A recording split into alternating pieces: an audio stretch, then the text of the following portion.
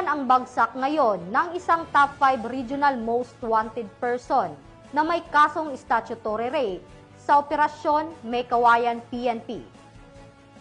Patrolwoman Mildred Tawagon, ibalita mo. Naaresto ng Meycauayan City Police Station ng isa sa top 5 most wanted person, regional level sa isang mabilis at matagumpay na operasyon sa barangay Saloysoy, Meycauayan City, Bulacan nito lamang ika-1 ng Disyembre taong kasalukuyan.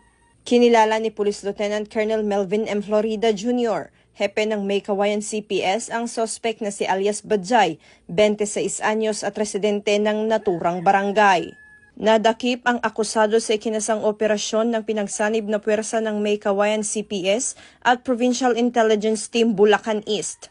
Ang pag-aresto ay isinagawa sa bisa ng warrant of arrest para sa kasong statutory rape na inilabas ni Honorable Olivia V. Escobia Samar, presiding judge ng Regional Trial Court Branch 79 Malolos City, na walang inirekomendang piyansa. Ipinaalam sa akusado ang kanyang mga karapatan sa wikang kanyang nauunawaan bago isinailalim sa wastong dokumentasyon at tamang disposisyon.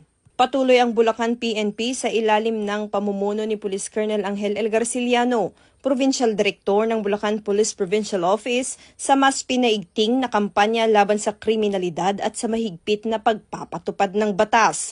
Ang matagumpay na operasyon ay patunay ng dedikasyon ng kapulisan sa paghahatid ng hustisya at ng kanilang hindi matitinag na serbisyo para sa kapayapaan at seguridad ng publiko sa lalawigan.